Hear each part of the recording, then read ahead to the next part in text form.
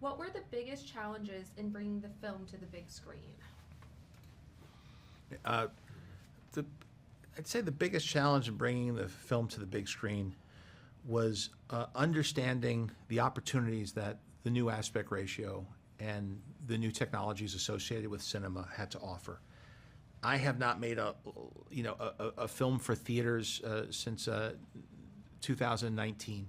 So it's been quite a few years, and I had never had a relationship with IMAX that started at the beginning of production. And so educating myself as to what best utilizes this format, and it's a format that's very important because it represents a unique experience for the theater that you can't just get at home. And so we really wanted to lean into making this a theatrical experience. And so educating myself as to what other films have done with that format, and understanding also what technologies we could take advantage of that we didn't have the opportunity to with the time frame of a streaming show, which meant constructing practical sets, building much taller sets, building sets that held up to the scrutiny of the giant image of the size, the building size wall of an IMAX screen. All of those things were factors, as well as exploring what we could do with CGI, what the state-of-the-art CGI animated characters were for characters like Rada the Hutt and Zeb, as well as some of the creatures like the dragon snake. So I think it was time for me to re-educate myself as to how you interact with the new tools that are available for cinema. Yeah, and I think for me, one of the biggest challenges of moving the Mandalorian to the big screen was in the story. How do you take a story that some of the audience will be familiar with these characters, but a lot of the audience might not? And what is that story? What's the impact on it? When you look at Star Wars, it's always been a very expansive, large, galaxy, and yet George started off on what's the fourth episode, right in the middle of all the action. There's been all this history already. So using that kind of as a template for how to, just jump an audience in on the fun right away, and making the characters, taking the archetype of the Mandalorian, who he is, and his son, this father-son dynamic, something very relatable. The crucible of that is the foundation of the story, was a very strong thing. So beyond even just the scale and scope of the visual effects or things like that, to me, it's also a question of the story that we could deliver that everyone could come in and enjoy, that satisfies our diehard viewers, but people just walking in off the street. And I think Star Wars at its best is always accomplishing that. It's inviting you in to go on this ride, but the ride, hopefully by the end, is so great you just don't want to get off of it, and you want to enjoy it more and more. Certainly it's captivated me most of my life, so once I got on that ride. Tell us about, you kind of answered this already, about filming for IMAX and what that involved. Filming for IMAX involved partnering with the company. They're very collaborative. Their headquarters are right down the block from our offices, so they would put up prints of different segments and films that they felt really best utilized that aspect ratio and that format. A lot of Nolan movies. We watched Sinners. We watched sequences from Dunkirk. You can't fully appreciate it just discussing it. You have to look at it and understand this immersive quality when your peripheral vision when the image extends into your peripheral vision, it changes the way you frame.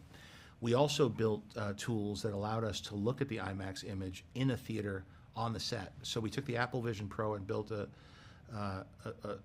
we built on top of the stack and created a theater that you could choose where you sat in the theater, and it felt like you were watching dailies in an IMAX theater. So as big of a screen as you could have, a monitor, you still don't get that feeling that you do in VR. And so we would drop into it and check it out, and it did affect the way that we framed. For example, you tend to fill the frame and compose for a frame as though it's a picture frame when you're doing cinema. But in IMAX, the upper quarter of the screen is, you don't want to be scanning up and down. You want to be looking ahead of you as you're sitting at the height that the seats are. You get that sense in VR. And of course, the edges you could use, but oftentimes it's nice just to have it feel immersive so that it feels like you're in the world of Star Wars. And for certain sequences, I also expanded how many minutes of IMAX we had. It was much less, and now we have close to an hour of IMAX aspect ratio, because we would look at something like, well, Nal Hutta, when you arrive there, you got to use it, or hyperspace, or a dogfight battle, and we would put the camera in a place where you would see the full canopy, because we looked at how they filmed things like the Blue Angels. So we were looking at a lot of best case scenario of how IMAX had been utilized, and then we incorporated that into our plan for how to film. Yeah, I think maybe a unique thing in this film for IMAX also was we use a lot of puppets. They're some of our lead characters, and we had some questions on how they would photograph, and suddenly they're gigantic staring at you, and how do we build them that they hold up at a level that it has the same fidelity you're seeing on a smaller screen. How do you, when we were able to check it with the innovation of looking at it through the vision, we were able to really kind of check what our work all the time, which you wouldn't normally be able to do. So that was a huge asset to it, especially having done a lot of the puppetry on it with the team. We wanted to have an idea of, was that really going to work? Was it usable? There's a level of it's not about, to me, being photoreal. It's about being believable, that the characters inhabit you in a way that you want to believe in them because they're alive. They're not, it has nothing to do with photoreal. And that's where kind of these Star Wars characters exist, and suddenly we're putting them in this amazing format which draws you into that galaxy in a way that we hadn't really seen before. So that was something that we were kind of very watchful for, and I think worked out really great and showcases them in a new way. How hard was it to come up with a story that would appeal to hardcore Star Wars fans while appealing to newcomers at the same time? I think you have to operate under the assumption that not everybody's as familiar with Star Wars as one another, and that should not be that shouldn't divide the audience. When I first saw Star Wars, I didn't know what to expect. I got dropped into the middle of a story, but George Lucas made it coherent to me, and the team of creatives that he collaborated with. The fact that it's based on a serialized story to begin with gives you some room, but you have to accept the fact that after 7 years not in theaters, there are people who were too young to watch Star Wars, who might be teenagers now or 12 years old, and they want to go to the movies too. And Star Wars has always been about everybody coming together and cheering for these really curated experiences, almost like a ride, almost like a ride at Disneyland.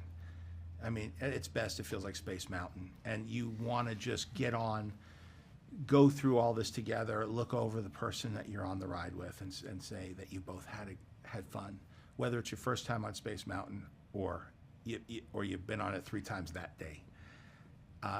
I like sharing those experiences and how that feels, and I remember what it felt like 10 years old watching Star Wars with people cheering for it. And by the way, by the time I saw it, there were probably people who had already seen it 5 times, because that's how it felt in '77. People kept going back. So I think that there's you have to make it coherent. You have to make it clear who the characters are. Not do just what we would have done in season 4, which is assume everybody watched 3 seasons. You got to assume, like we did with season 1, episode 1, this might be the first Star Wars anybody's seeing. You got to win them over.